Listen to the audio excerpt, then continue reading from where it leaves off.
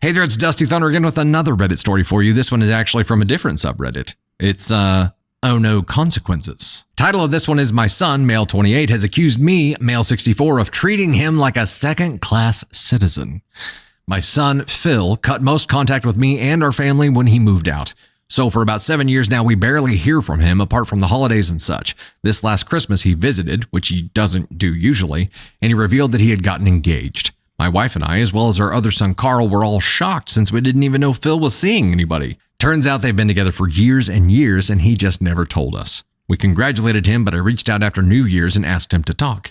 This last week, we met for coffee. I told him that it was kind of hurtful that we had never known about his relationship until Christmas. He sat and listened, and after I finished, he said, okay, and nodded. No other response or reaction. I asked him if there was anything he wanted to say about it, and asked if somehow I'm out of line for feeling hurt about this. Little did I know this was going to set him off. Phil asked if I wanted him to be honest, and of course I said yes.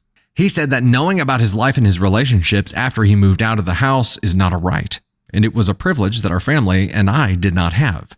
I was shocked by this and asked if I had somehow offended or slighted him, and he got the most incredulous look on his face. He asked if I was being serious, and I said yes, I am, because I truly don't know what he was talking about. This is where he said that for the 2 decades that he lived with us, our entire family treated him like crap and like he was a second-class citizen.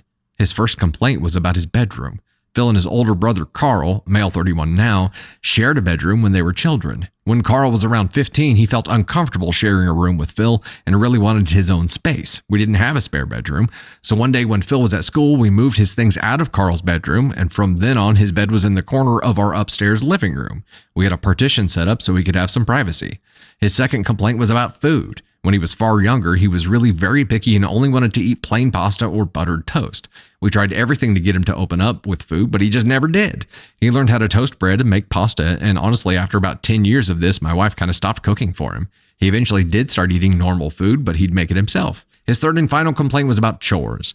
Carl has mild OCD and clinical depression, and I'll admit that in this instance, we did allow him a bit of leeway that Phil didn't get. Carl didn't clean the house ever, but one of Phil's regular chores was cleaning his room. It seemed normal at the time, but in the cafe, Phil made it seem like we were using him like a slave. He said for years he was scrubbing toilets and cleaning a room that wasn't even his. He's referring to having had to clean Carl's room a few times. When times were tough, we'd ask him to clean Carl's room as well as his, and another regular chore was bathroom duty. Listing out all of it in the cafe, it was hard to disagree with him.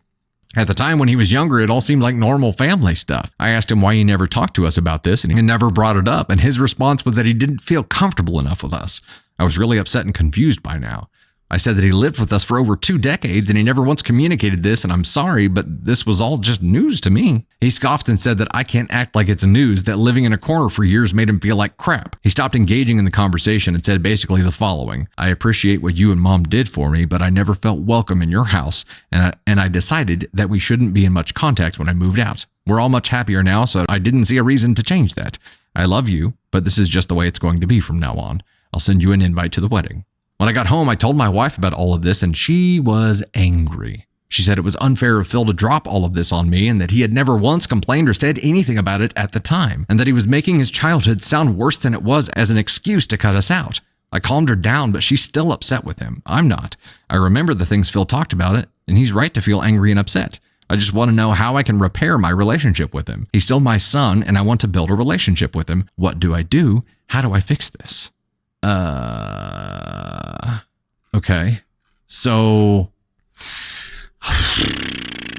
what a warped view of his childhood, Gen X says. I don't know. Like, there's 2 perspectives you have to take here, right? From the parent's perspective, all the things that he's talking about, none of them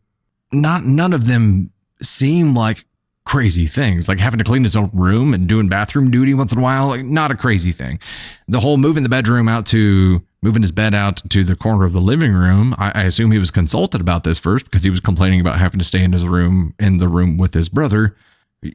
A lot of kids have to share rooms. I understand it's not super convenient, but as long as it was his choice to move his bed out there, he said he wasn't consulted. Okay, so that out of all the things here is a little bit of a weird thing, right?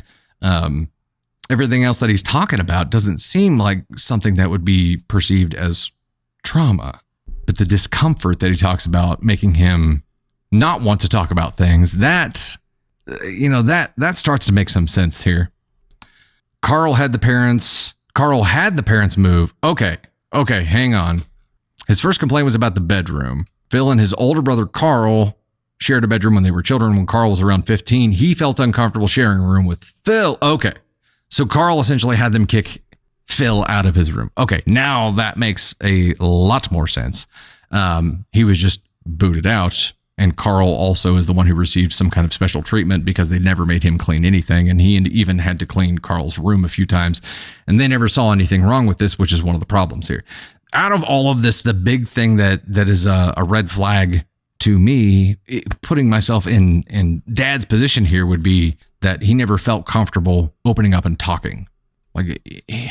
And there are a lot of comments here that are like, he didn't feel comfortable because of Mom, and Mom's response here says a lot.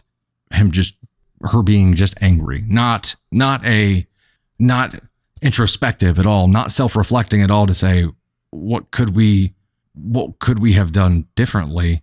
Or, was it something that I did? Was it something that I could have changed? Her just getting angry.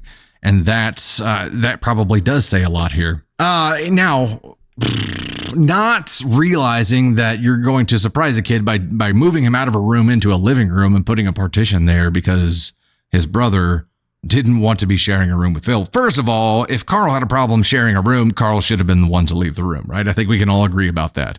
Phil never got that choice, and Phil just kept his mouth shut. And yeah, I get it.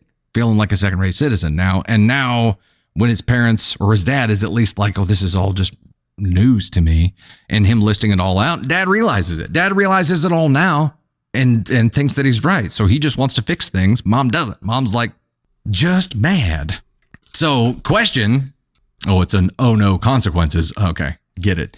So my son, male 28, has accused me, male 64, of treating him like a second-class citizen, and now it all makes sense. And I mean, because the brother, Carl here, who has mild OCD and clinical depression, they just let completely do whatever he wanted.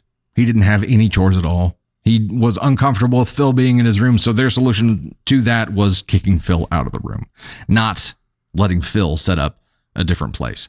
And this would be shocking to hear as a parent and be like, oh, we did up. We up hard. And letting your partner know and them just being angry about it. I understand, the shock, and maybe her default response to shock is to get angry, but at some point there has to be some reflection there to say, crap, we were wrong. How do we fix it? That's going to be a long road to fix, though. They stopped feeding him, and they just assumed that was okay, too. There's a lot that him keeping quiet allowed to happen. And yeah, Candy Thunder, the fact that they moved his room while he was at school, while he was gone, they knew it was wrong. Otherwise, they would have done it when he was there, and he wasn't consulted about it. But again, he never spoke up about anything because he didn't feel comfortable doing it. He got the Harry Potter treatment.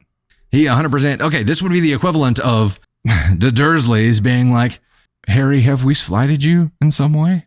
You don't just stop feeding them.